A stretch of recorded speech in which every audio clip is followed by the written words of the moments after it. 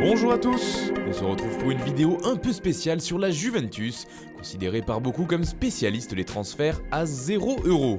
Il y a quelques semaines, la Juve officialisait la signature d'Aaron Ramsey pour l'été prochain.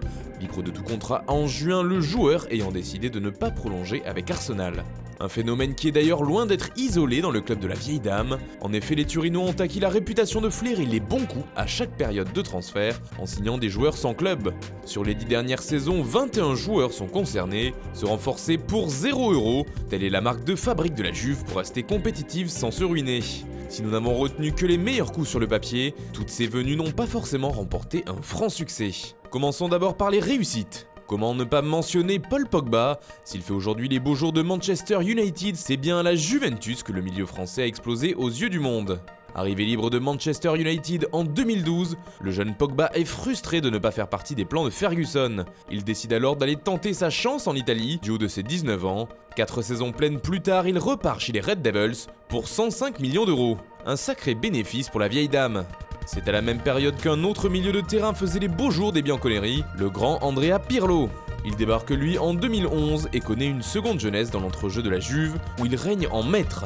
Un passage réussi au cours duquel il remporte 4 Scudetti supplémentaires, une Coupe d'Italie et atteint même la finale de Ligue des Champions.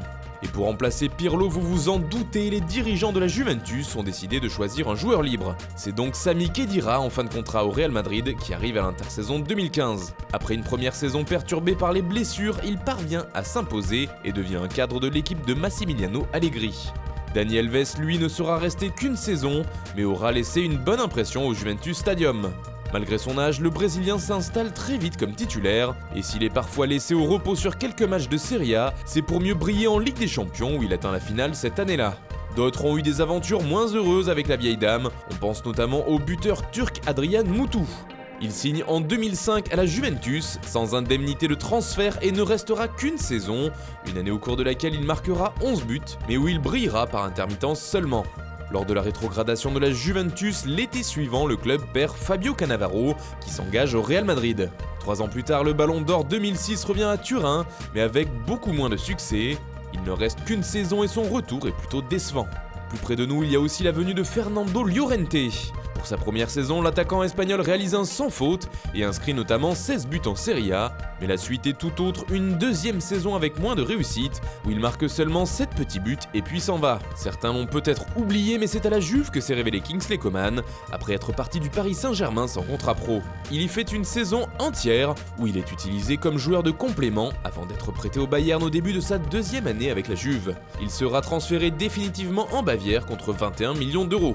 Un autre Français fait partie de cette catégorie, il s'agit de Patrice Evra qui a joué 2 saisons et demie sous les couleurs de la vieille dame. Rapidement présent dans le 11 de départ, il perd ensuite sa place de titulaire avant de partir en direction de Marseille.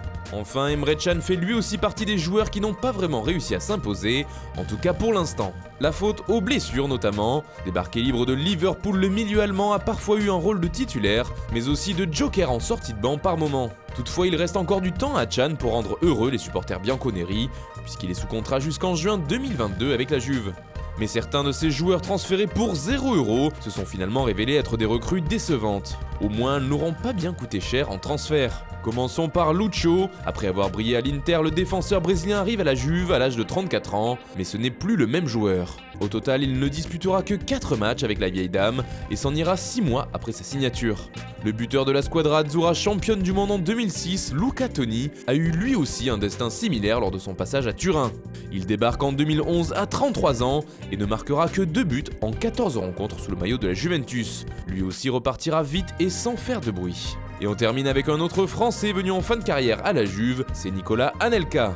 Il arrive à l'hiver 2013 après avoir rompu son contrat avec le Shanghai Shenhua. Il dispute seulement 3 bouts de match sous ses nouvelles couleurs et s'en va dès l'été suivant, avec au passage un titre de champion d'Italie en poche. Voilà, c'est tout pour aujourd'hui, n'hésitez pas à nous dire dans les commentaires dans quelle catégorie se classera selon vous le nouvel arrivant à Aaron Ramsey. En attendant, on se donne rendez-vous dès demain sur Foot Mercato.